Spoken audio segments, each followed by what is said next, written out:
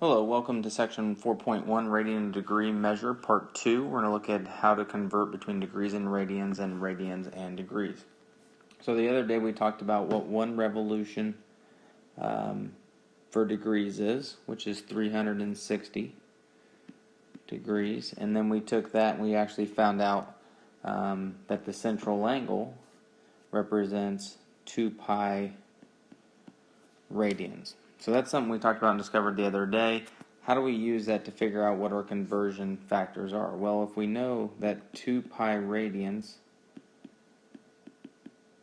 is equal to 360 degrees, if we divide both sides by 2, that simplifies it to pi radians is equal to 180 degrees. So that's really our conversion ratio, but what we'll do is we'll take this and divide by pi to both sides, and that represents that 1 radian is equivalent to 180 degrees over pi. And then we can actually do the same thing. We'll have pi radians equal to 180 degrees, and then we'll divide by 180 degrees, and that will give us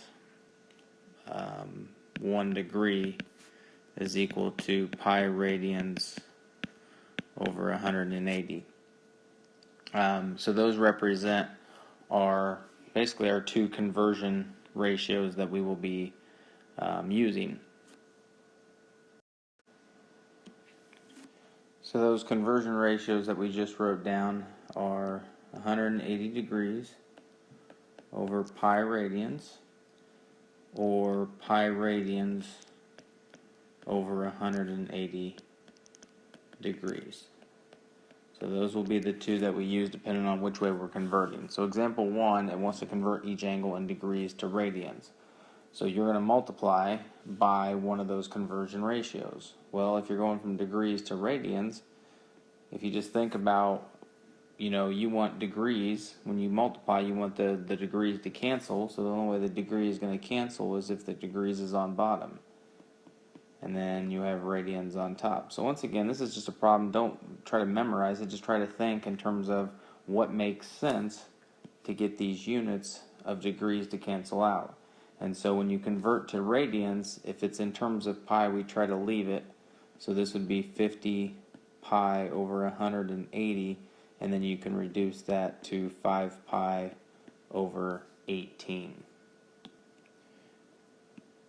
Negative 245 degrees, multiply that. Once again, you want degrees to cancel, 180 degrees on bottom, pi radians on top, and so the degree cancels, and then you have 245 pi radians over 180, and then once again you can simplify that, and if you simplify that, that reduces to, there is a negative there, so that's negative 49 pi over 36 once it's reduced. Now, I didn't write radians at the end. One of the things that we'll kind of discuss as we move forward is if the word radian is not there, then it represents radian. But degrees, you always have to have the degree symbol. 127. So you can see all three are done the same way. What you'll notice on this one, though, it doesn't really reduce 127 over 180. So let's actually just take this one and write it as a decimal to the nearest hundredths place. So if you actually multiply that out, 127 times pi, use the pi symbol on the calculator, and then divide it by 180, you will get 2.22 radians. So that's how you convert between degrees to radians. Now let's go the other way. Let's go from radians to degrees. So 8 pi over 3 radians. You want to multiply this by that conversion ratio. Now radians is on top, so you need radians to be on bottom. Same thing. Don't memorize, just realize radians cancels with radians.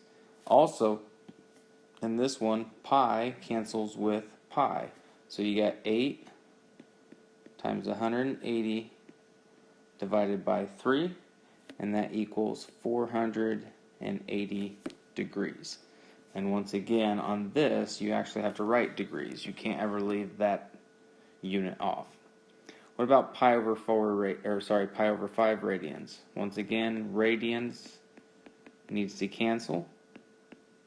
So it's 180 degrees over pi. The radians cancel. The pi's cancel. You're left with 180 divided by 5, and 180 divided by 5 is 36 degrees. And then on C, now not every radian has the symbol pi in it. So on this one, you still need to multiply by pi radians on bottom to get the radians to cancel, and 180 on top. Now the radians cancel, but there's no pi symbol that cancels. So 2 times 180 is 360 divided by pi. So let's round this to the nearest hundredth as well. So take 360 and divide it by pi, and you'll get 114.59 degrees. So on some of these, you might have to round the decimal if the units, if the pi symbol doesn't cancel out, and then probably just round a decimal to the nearest hundredths or whatever it says in the textbook. So that's how you convert between degrees and radians degrees. You're always going to use those conversion ratios. Just pay attention to make sure that the units cancel so that you get them in the right order. So as I was saying before, when you have an angle measure in radians, we've been writing it as pi radians. But what you'll start to notice is that RAD at the end of each of these kind of starts to go away, and we just write pi, or pi over 6, or whatever the radian measure is. If theta is equal to 3 radians, if we just write it as 3, that represents radians. When no units are specified, then the measure is implied to be radians. Okay? So you got to pay attention to that. Just because you see 180 doesn't mean it's 180 degrees. The degree symbol has to be there. So just kind of real quick, you have theta is equal to 2 pi, which is equal to 360. Is that true or is that false? Well, 2 pi represents radians. 360, because there's no degree, would also represent radians. So is 2 pi radians the same as 360 degrees? Or 360 radians, sorry? No, that's false. Now, if we said theta is equal to 2 pi is equal to 360 degrees, then that would be true. Okay?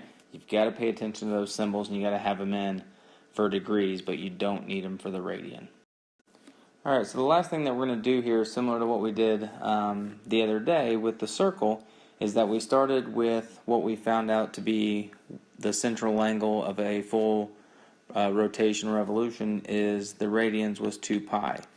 And then we said, okay, well, if we cut that in half, 360 divided by 2 is 180. 2 pi divided by 2 is pi. So 180 degrees would represent pi radians. And then we tried to continue and say, okay, what other ones, could we figure out? Well, if you have 90 degrees is, if you take 180 and cut it in half, that's 90. Well, then you would take radians of pi and cut it in half. So pi over 2 radians would represent 90 degrees. So I'm going to pause the video right now, and I want you to go through and see how many of these degrees you can actually figure out in terms of radians, not by converting them using the conversion ratios, but just thinking about the fractions that each of these represent. Alright, so once you pause it, come back and let's see how you did. So we could, do 45. Half of 45, or half of 90 is 45. Half of a half is a fourth. Or, 45 is a fourth of 180. You could look at it that way as well. 30, we talked about the other day. 30 is a sixth of 180, so that would be a sixth of pi.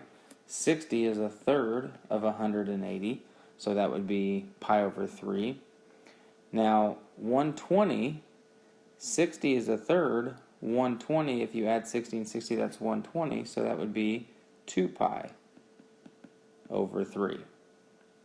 150, so if you have your 30 degree as pi over 6 and you add 30, that's 5/6 or 5 pi over 6. So 150 is 5/6 of 180. And then 135, that uses your 45, so that would be 3 pi over 4. So we'll discuss this more as we continue on in this unit, especially in the classroom as well. But it's all about those fractions and knowing that half of that represents pi and then breaking each of those pieces into fractions. So here are the rest of them from 210 all the way down to 360. And like I said, once again, we'll talk more about these in class if you don't quite grasp where each of these fractions are coming from.